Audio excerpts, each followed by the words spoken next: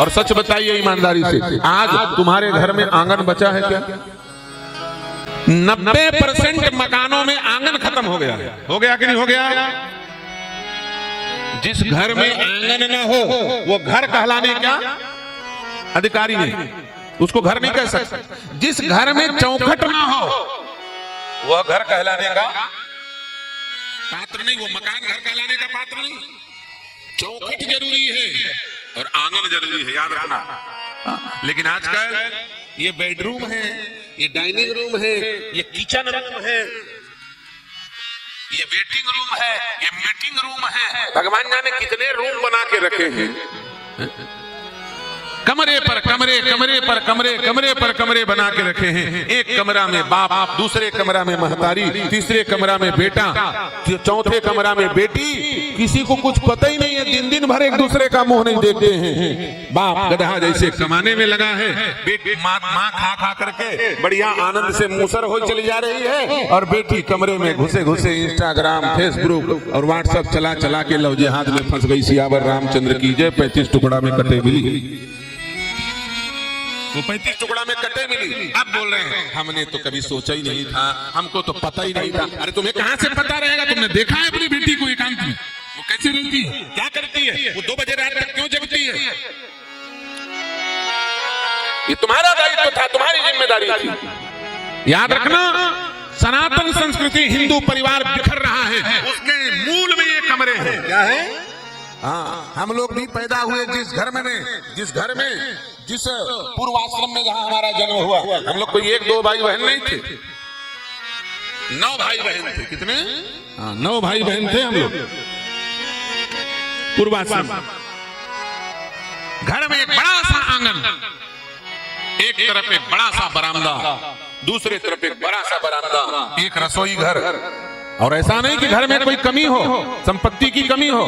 जमींदार घर में जन्म हुआ, चाहे तो 200 कमरे बनवा सकते हैं, लेकिन फिर भी एक बड़ा बरामदा, उस बरामदे में 9 खाट लगते थे। सारे भाई बहन एक लाइन से सो, और सबसे बड़ी बहन और सबसे बड़ा भाई उस ग्रुप का कप्तान होता था। कोई इधर उधर हुआ तो तत्काल कंप्लेन माता पिता के पास। कोई टसरे मस नहीं, किसी के मन में कोई विकार नहीं, किसी के जीवन में किसी प्रकार का अंधकार नहीं। भाई बहन, माता पिता, आपके बड़ों की नजर आपके ऊपर रहेगी, आपका जीवन मर्यादित रहेगा, चरित्रवान बनेगा, सुरक्षित बनेगा। लेकिन आज धन के अभिमान में हर कमरे में अलग अलग एसी, हर कमरे में अलग अलग गीजर, हर कमरे में अलग अलग बेड, अलग अलग सुविधाएं। किसी को दूसरे के कमरे में जाने की जरूरत है, हर कमरे में अलग अलग टीवी। कोई किसी के कमरे में नहीं जा रहा है, एक घर में ही लगता है पाकिस्तान है बांग्लादेश। घर के अंदर बिखराव, उसका मूल कारण क्या? आंगन की परंपरा समाप्त होना, कमरों की परंपरा प्रारंभ होना। मैं कमरे का विरोधी हूं। क्यों? ये कमरे, ये रूम परिवार को बांटते हैं। क्या करते हैं? परिवार को तोड़ते हैं। प्यारे, एक बात सुन लो, तुलसीदास जी ने ऐसे ही आंगन की प्रशंसा नहीं की। घर का कमरा परिवार को बांटता है, परिवार को तोड़ता है, और घर का आंगन परिवार को जोड़ता है। दिन में कभी न कभी आप आंगन में इकट्ठे होगे, 4 लोग बैठोगे, 10 लोग बैठ करके वार्ता करोगे। एक ऐसा जगह है जहां पर किसी को निकलने और बैठने के लिए किसी की अनुमति लेने की आवश्यकता। आंगन में चाहे जो जब आए आ जाए, कमरे में जाने के लिए अनुमति, संकोच की आवश्यकता है। यहाँ कोई संकोच नहीं। घर का कमरा घर को जोड़, घर का आंगन घर को जोड़ता है, और घर का कमरा घर को तोड़ता है। सच बताओ, मैं गलत कह रहा हूँ क्या? आज घर में आंगन नहीं है, आज घर में चौखट नहीं है। चौखट, इसका नाम चौखट, ये गलत है। चौखट नहीं, इसको शुद्ध शब्दों में चौकठ कहा जाता है। क्या कहा जाता है? चौकठ। कठ माने काट, जिसके चारों तरफ काट हो। क्या हो? काट। अब आज ईमानदारी से बताओ, चौखट है क्या? मुख्य द्वार में क्या लगाया जाता है? चौखट नहीं।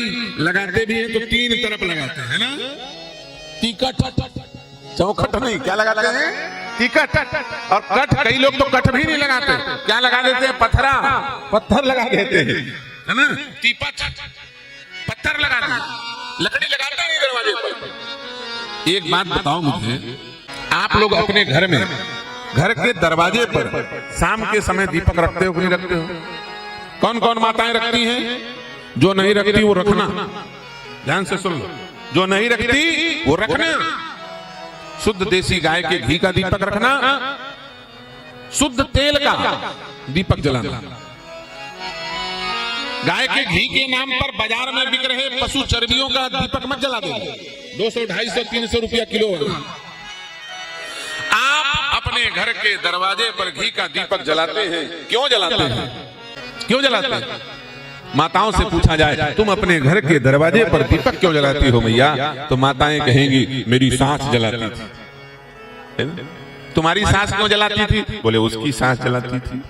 उसकी सास क्यों जलाती थी? बोले उसकी सास जलाती थी।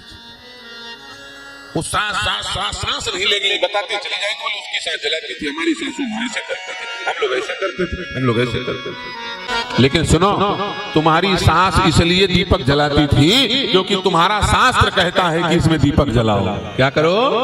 शास्त्र कहता है कि घर का चौखट भगवान नरसिंह का आसन है। किसका आसन है? सच बताओ, तुम्हारे घर के रसोई में भगवती अन्नपूर्णा विराजती हैं, तुम्हारे घर के शिखर पर भगवान इंद्र विराजते हैं, तुम्हारे घर के कक्ष पर भगवान लक्ष्मी नारायण विराजते हैं। लेकिन तुम्हारे घर के दरवाजे पर जब गृह प्रतिष्ठा होती है, गृह प्रवेश होता है, तो वहाँ ब्राह्मण देवता भगवान नरसिंह का आवाहन करते हैं। और कहाँ बैठाते हैं नरसिंह भगवान को जी? घर के चौखट पर बैठाते हैं, क्योंकि नरसिंह भगवान हिरण्यकश्यप के डेहरी में बैठे थे। कहाँ बैठे थे? डेहरी, उनकी जगह। और नरसिंह भगवान का प्रिय काष्ठ, प्रिय लकड़ी जो नरसिंह भगवान को प्रिय है, उस लकड़ी का नाम क्या है जानते हो? उसको कई जगह ऊमर कहते हैं, कई जगह गूलर कहते हैं, कई जगह डूमर कहते हैं। वो लकड़ी नरसिंह भगवान को प्रिय है। ऊमर का पेड़ होता है, रामचरितमानस में उसे गूलर कहा गया। गुलरी फल समान तव लंका, अंगद जी कहते हैं रावण को। बसहु मध्य तुम जीव शंका, मैं बानर फल खात न बारा, आयसु दीन राम उदारा। उसमें बहुत कीड़े होते हैं, उसके फल में बहुत कीड़ा होता है। वो गूलर का वृक्ष नरसिंह भगवान का प्रिय वृक्ष है, इसलिए तीनों तरफ के काष्ठ पर चाहे जो लगे, लेकिन नीचे वाला जो लकड़ी लगता है वो गूलर का होना चाहिए। उसमें नरसिंह भगवान बैठते हैं। लेकिन आजकल हमारे दरवाजे पे नरसिंह भगवान बैठे नहीं है। जब नरसिंह भगवान बैठे हो तो सच बताओ, उस घर के अंदर भूत प्रेत घुसेंगे? कोई हिरण्यकश्यप हिरण्याक्ष जैसा राक्षस घर के भीतर घुसेगा? तुम्हारे घर में भूत प्रेत बाधा होगी? नहीं होगी। लेकिन मरना यह है कि नरसिंह भगवान का आस नहीं हटा दिया कि नरसिंह भगवान कहते हैं ठीक है, तुमको हमारी जरूरत नहीं, तो चलो अब हम अपने भूत प्रेतों को भेज रहे हैं। वो डायरेक्ट बिना टोल टैक्स के घर में घुस रहे हैं, है ना? भूत प्रेत सीधे बाईपास डायरेक्ट अंदर जाते हैं, उनके लिए कोई बैरिकेडिंग ही नहीं। सांप बिच्छू सनसना के घर में घुस जाते हैं, भूत प्रेत घुस रहे हैं। जाओ देखो बागेश्वर धाम में सारे भूत प्रेत वाले परेशान वहीं घूम रहे हैं। क्यों? उनके घर में चौखट नहीं। चौखट होता, नरसिंह भगवान बैठे होते, गूलर की लकड़ी लगी होती, दीपक आरती जलाते हैं। हिम्मत भूत प्रेत के अंदर घुसे? अरे हम लोग खुद भूत प्रेतों को घर में आवाहन दे रहे हैं। 9 बजे सो के उठते हैं, घर में दीपक नहीं जलाते, बिना नहाए धोए खा लेते हैं, बिना मुंह कान धोए भोजन करके जूठे मुंह सो जाते हैं, खाने के बाद हाथ नहीं धोते हैं। दुनिया भर का उल्टा पुल्टा काम तो हमारे लोग कर रहे हैं और अपने आप को हिंदू बोलते। जूठा मुंह तुम सो जाओ, तुम्हें प्रेत पकड़ लेगा। समझना है मेरा व्यक्ति, जैसे मैं अपवित्र हूं वैसे ये सोया। कई लोग क्या करते हैं? प्रसाद लेते हैं। क्या करते हैं? प्रसाद। और प्रसाद लेकर कैसे जूठा चाट चाट के खाएंगे और ऐसे मूड में पोंछ लेते हैं सिर में, है ना? कई लोग ऐसे प्रसाद खा के सिर में पोंछ लेते हैं। किसने बोला भाई तुमको ऐसा करने के लिए? प्रसाद पाओ, उसके बाद हाथ धो, मुंह धो। समझ में आई कि नहीं बात? चरणामृत दिए, पिए, जूठा किए हाथ को, और जूठा करने के बाद सिर में घुमा दिए। सत्यानाश, सब उल्टा पुल्टा काम। नहीं, जिस हाथ से तुमने भोजन किया है उस हाथ को तत्काल शुद्ध अवस्था में रहो। जो अपवित्र होते हैं, अशुद्ध होते हैं, वो तत्काल प्रेतों के अधीन हो जाते हैं। जो सूर्योदय के बाद तक सोए रहते हैं वो भी प्रेतों के अधीन हो जाते हैं। इसलिए भूत प्रेत आपके घर में घुसेंगे, आप सवेरे 5:30 बजे जगना शुरू कर दो, भूत प्रेत नहीं आएंगे। 6 बजे शाम को खाओगे ठूस ठूस के, सुबह 6 बजे खाओगे, बिना मुंह कान धोए खाओगे, अब भूत प्रेत घर में आएंगे ही आएंगे। अब तुम मानो चाहे ना मानो, भूत प्रेत तो हैं, तुमको मानना पड़ेगा। आज नहीं तो कल, कल नहीं तो परसों, परसों नहीं तो बरसों में मानना पड़ेगा। इसलिए भैया बरसों में मानना है कि आज मानना है, आप लोग समझ लीजिए। कहने का अर्थ यह है कि गोस्वामी जी ने ऐसे ही आंगन की बड़ाई नहीं की। हिंदुओं के ज्ञान विज्ञान रहन सहन जीवन परंपरा को स्वीकार कीजिए, तब अपने आप को हिंदू बोलिए। हमारे पूज्य शंकराचार्य श्री स्वामी अवमुक्तेश्वरानंद जी ने कहा, इस समय भारत में मुश्किल से मुश्किल 2 करोड़ हिंदू बचे हैं। कितने बचे हैं? 1-2 करोड़ हिंदू बचे हैं। मैं बिल्कुल समर्थन करता हूं उनका। भारत में केवल 1 या फिर 2 करोड़ हिंदू बचे हैं, बाकी सब नाम के हिंदू रह गए। हिंदुओं का जीवन जीना छोड़ दिया। अनावश्यक अपने आप को हिंदू मत बोलो। यदि हिंदुओं के जैसे जीवन नहीं जी सकते तो तुम जिधर जाना चाहो जा सकते हो। हिंदू बनना चाहते हो, हिंदू कहलाना चाहते हो तो हिंदू बनो, हिंदू के जैसे जीवन जियो। सूर्योदय के पहले उठो, मंदिर जाओ, जाप करो, गुरु मंत्र का जाप करो, गंगा यमुना सरस्वती का स्नान करो, गौ माता की सेवा करो। अपने घर में नहीं तो किसी गौशाला में जाके सेवा करो, माता पिता को प्रणाम करो। भैया हिंदू कहलाने बस से काम नहीं होगा। ये नाम वाले हिंदू बेचारे बलि के बकरे बिना मौत के मारे जाए। इसलिए अनावश्यक गिनती संख्या मत बढ़ाओ। एक हिंदू भी जब धर्म को मानने वाला सनातन में बचा रहेगा तो समस्त विश्व में सनातन धर्म सुरक्षित रहेगा। ये भविष्य पुराण में लिखा है, कल्कि पुराण में लिखा है। जब भगवान कल्कि प्रकट होंगे विष्णु यश ब्राह्मण के यहाँ, एक सनातन धर्मी बचा रहेगा, उसके घर में भगवान प्रकट। केवल संख्या से काम नहीं चलेगा। जीवन में धर्म की भी आवश्यकता, धर्म को धारण करने की आवश्यकता। चारों भाई खेलते खेलते बड़े हुए हैं, अब कितने दिन तक खेलेंगे, चलो पढ़ाई हो जाए। तो शास्त्र की दीक्षा लेने के लिए, शास्त्र की शिक्षा लेने के लिए गुरुदेव वशिष्ठ के यहाँ गए। देखो आजकल देखो सारी घटना हमारे जीवन से जुड़ी हुई है। हम लोग क्या सोचते हैं, गृहस्थ लोग, हिंदू जीवन क्या सोचता है, हिंदू अपने जीवन का स्तर क्या चाहता है? बोले हमारा जीवन स्तर उच्च होना चाहिए। क्या होना चाहिए? जीवन स्तर उच्च होना चाहिए। और सबसे नीच जीवन स्तर हिंदुओं का हो गया है। बिल्कुल कड़ू शब्द है, तुम्हें जितना बुरा लगे 2 रोटी खाना।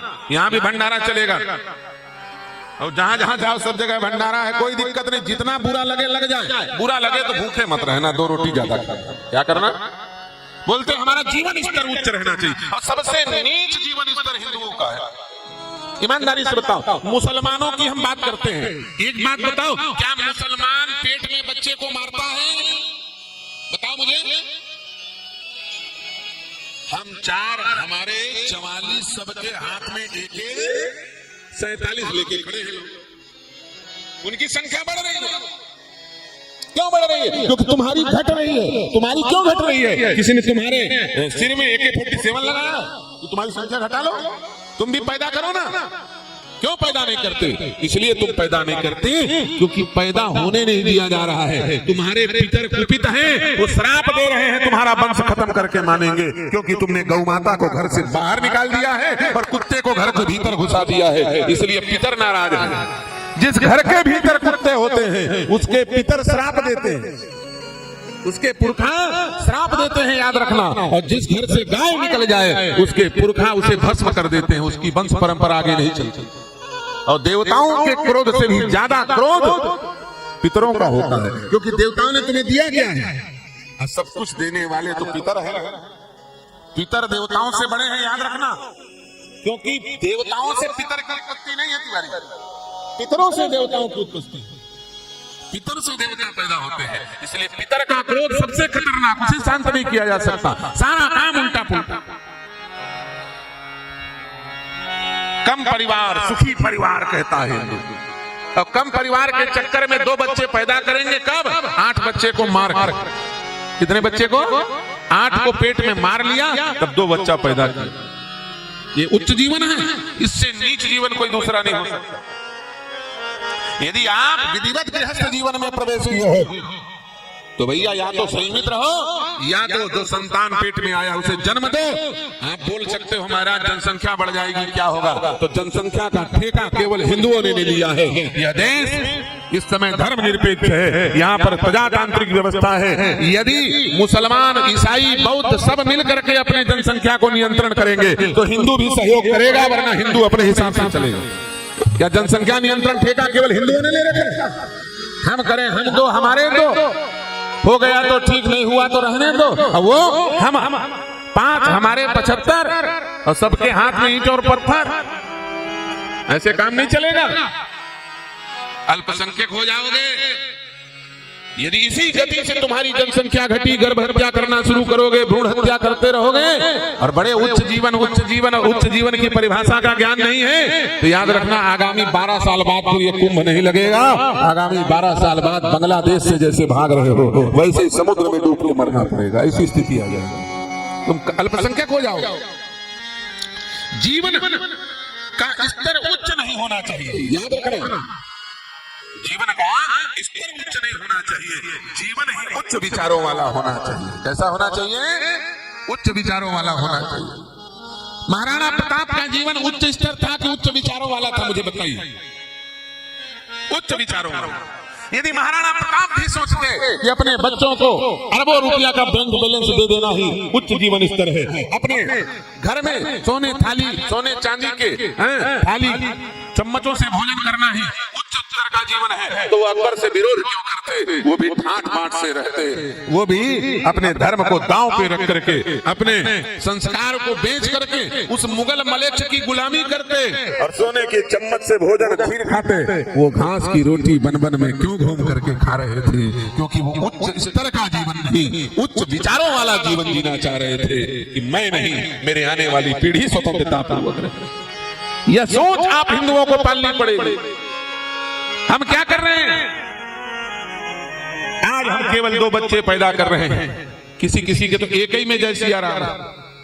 आपकी पूरी परंपरा समाप्त हो रही है। जिसका एक बेटा पैदा हुआ, सच बताओ, उस बेटे के रिश्ते कितने सारे खत्म हो गए। उसकी बहन चली गई, उसके जो बच्चे पैदा होंगे उसकी बुआ चली गई, उसके चाचा चले गए, उसके ताऊ चले गए, उसकी ताई चली गई, कितने रिश्ते खत्म हो गए। और जब आपके रिश्ते ही नहीं रहेंगे तो आपका समाज कैसे बचेगा? आप भी चलते फिरते प्रेत बन जाओगे, किसी से लेना देना नहीं, कोई पूछने वाला नहीं। भूत प्रेत प्यासे क्यों रहते हैं? क्योंकि उनको पानी पिलाने वाला कोई नहीं। वैसी हाल तुम हिंदुओं की हो जाएगी। इसलिए भरा पूरा परिवार रखो और भरा पूरा संस्कार रखो, राम के जैसे जीवन जियो। केवल शास्त्र नहीं, शस्त्र दोनों दीक्षा आवश्यक है।